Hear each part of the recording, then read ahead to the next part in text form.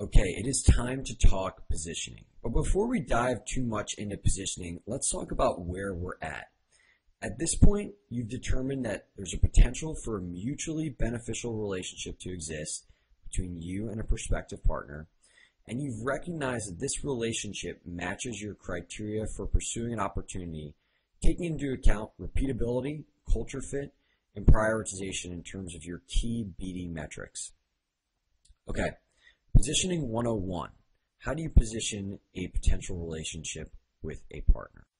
It's always a best practice to tie your relationship and pitch to the ability to drive revenue for that company or save them money, even if it's slightly indirect. So for example, for BD Playbook, I could basically pitch this as a way to make their sales team more efficient. Although it's a informational product, with this knowledge, they'll be able to sell more, which will eventually drive more money, and they'll be able to do it faster. What you want to try to avoid is positioning the main or only benefit of the relationship being something soft that doesn't directly tie to revenue or the ability to save the money. So an example of this would be increasing engagement. The bottom line is it's just harder to warrant spending resources, especially when they're limited, on something that's not tied directly to the bottom line, which is dollar signs. Another best practice is to tailor your pitch at a company level. Using the information gathering questions, you should be able to understand what is important to a particular company and then craft your pitch around those things. Remember this slide? This is why companies engage in business development deals. They want to make money, give them something or receive something that enhances their position in the market, maybe even appear cutting edge. Whatever it is, you want to make sure that the way that you position your startup and the relationship with that company appeals to one of these things or something else that they indicated during the information gathering stage. Also, it's important to understand who you're talking to. And the example I want to bring up here is biz dev versus product. Different people within organizations have different incentives. So for business development, the goals are often tied to driving revenue. You want to cater your pitch to that. However, when dealing with product, they typically care about things like user experience. So it might be easier to sell them on things like engagement. Whatever it is, you want to make sure that you're tailoring to the incentives both as a company as well as the individual that you're talking to. Now let's talk about competitor differentiation and how you should think about that within the context of positioning your startup. The degree at which you focus on differentiating yourself from competitors, initially at least, depends upon where you sit in the market. If you're the market leader, generally, initially at least, it's best to never bring up competitors or focus too much on the fact that you have them in the positioning process. Why? Well, because you're the top dog. Working with you is the obvious choice because you're the industry standard. If you focus too much on specific competitors during the initial pitch, it signals otherwise. It signals that maybe you're not the obvious choice. Now, what if you're not the market leader? If you're not the market leader, it's better to take a more offensive stance in terms of how you construct your fame because you have more to prove. I generally still wait for them to ask about competitors in this instance, but it's important to know that you do need to be a little bit more offensive. Let's talk about bad offense. Making the claim that you're just a little bit better than somebody else at something. So let's say that you can drive engagement on our website. Well, making the claim that they drive 3 minutes of engagement and you drive 3 minutes and 30 seconds of engagement. Or maybe you can increase revenue by 50% and the other partner's shown to increase revenue by 40%. When you position yourself as just a little bit better than somebody else, you're putting yourself in the same bucket, which basically makes them evaluate you side by side. And when people are choosing two potential offerings side by side, they often go with the safer option with more social proof, even when there's a little bit better results with somebody else. So you don't want to do this. You never want to make the claim that the reason that you're better than somebody else is because you're just a little bit better at one particular thing. Better offense is positioning yourself as different. So not only am I a little bit better at this thing that you're looking to improve, but we're also different. Because when you position yourself as different, it's easier to justify going with the less proven player because there's a greater perception of upside. Different. Well, what happens if I'm not all that different?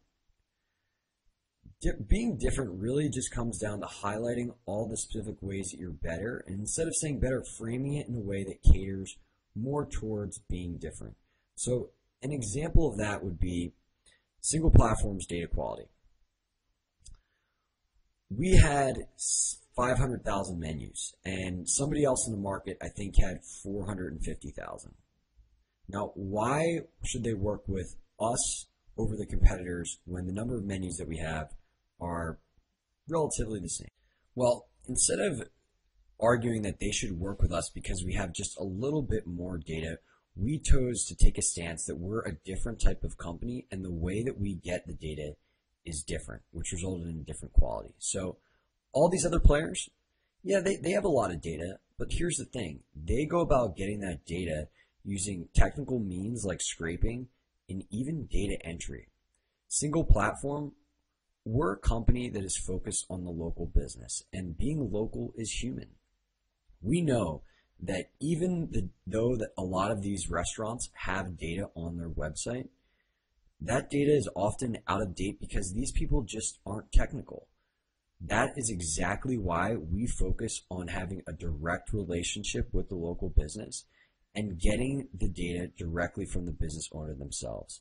We do this by providing them a portal that allows them to enter in this information incredibly easy, and even calling the business to verify that the data is correct. So yeah, sure, you might be getting a similar amount of data, but the way that which we go about that data is entirely different, which results in a different data quality. And this quality of data is only going to get better the more and more customers that we sign on. And that's just an example of how we positioned ourselves in a scenario where we were marginally better in terms of what they wanted, which was the amount of data, by focusing on data quality, how we obtained it, and the fact that we work directly with the local business, which is entirely different than this data set that's generated by technical means like scraping. Let's talk about some positioning that makes it tough to land deals. So again, offering something that's just a little bit better. Typically that's not really that interesting unless you're already the market leader. Non-revenue generating relationships where there's already an incumbent product or service. Again, companies care about dollar signs, and it is hard for them to warrant an investment of their time and resources on replacing a service that they already have or a feature that they already have if you're not going to bring them dollar signs. No proven track record, either as a product or personally. The more confidence that you can give somebody that you're able to execute a relationship and one that moves the needle for the company, the more likely that somebody is going to want to do a deal with you. Lastly, presenting a relationship that requires a ton of upfront energy or effort to determine whether it's going to move the needle for the company. We're going to go over right now some different ways that you can overcome these positioning challenges so that you can land the deals that you want. If you're offering something that's just a little bit better, the way to overcome this challenge is to position yourself as different, in addition to being better. If the relationship you're proposing is non-revenue generating and there's already an incumbent player, ways you can overcome this challenge are figuring out a way to generate revenue, proving that you drive revenue directly, or even creating a differentiated offering. Now, all these are not easy things to do. However, if you want to get these type of deals, you're probably going to have to do one of these things because it is incredibly hard to get somebody to commit resources to change something that does not generate revenue when there's already an incumbent product or service. What if you have no proven track record, either as a product or personally? Well, the best thing you can do in this instance is use initial partners or even friends if you have to to create a case study. And if you absolutely need to, if there's a ton of friction around there, give the house away for free just to create that case study. The value that you'll get on the back end for future partners by being able to prove the return on investment through a case study will pay itself over tenfold. What if a relationship requires a ton of upfront energy or effort to determine their return on investment? Well, at this point, what you want to do is remove all friction from testing something. Even do a small pilot to prove the return on investment. And this can mean things like having your team do work that otherwise they would usually do, doing something against a small sample set. We'll go over different ways you can use pilots later, but generally what you want to do is make it as easy as possible for these partners to understand and realize the return on their investment. One positioning tactic I want to talk about is called the buyer's mentality. And essentially, what the buyer's mentality is positioning the opportunity so that you are the selector and prospects need to qualify themselves to you. Exercising the buyer's mentality essentially turns the pitch from, here are the reasons that you should work with me, to, I want to see if you're a good fit for us to work with. There's definitely some psychological things at play here, mainly that people want to prove that they're worthy in the instances where they're given an opportunity to do so. And it can be incredibly powerful for making somebody want to work with you. So let's give an example of this. Instead of me trying to get somebody to work with us, you could say something like, we're picking 1 to 2 marquee partners to launch our new API with, and we just want to see if you guys were potentially a good fit for that. Now, in order to do that, I'm just going to need to ask you a few questions that will determine whether you match the criteria we're looking for. By taking this approach, the person that you're talking to will begin giving reasons why they're a good fit to work with you. And eventually, when you reward them and let them know that they are in fact worthy of working for you, you've validated that proof that they were looking for, which often makes them more likely to want to do something with you. Now, let's talk about when you should use the buyer's mentality. Honestly, it depends on how much leverage you have in the market. If you have a ton of leverage and people are very lucky to work with you, then taking this approach can be incredibly effective. It also depends upon the education of the market. So if people are incredibly aware of all the different dynamics that at play, it's a little bit more challenging to take the buyer's mentality. However, if you have some information that they're not necessarily privy to, in terms of all the other players are out there, you can exercise this with a bit more authority. And lastly, this is great with situations that have limited inventory. So if you can only work with a number of partners, then exercise the buyer's mentality, because it's the truth. You only have a certain amount of spots and you want to work with the best. And the one caveat I'll say during all of this is you should only use this positioning with 100% honesty. If you don't have limited inventory, don't pretend that you do. If you don't have certain leverage points that you say that you do, like exclusive relationships, then don't bring those up. It's always best to be 100% honest when taking this approach and in all approaches in business.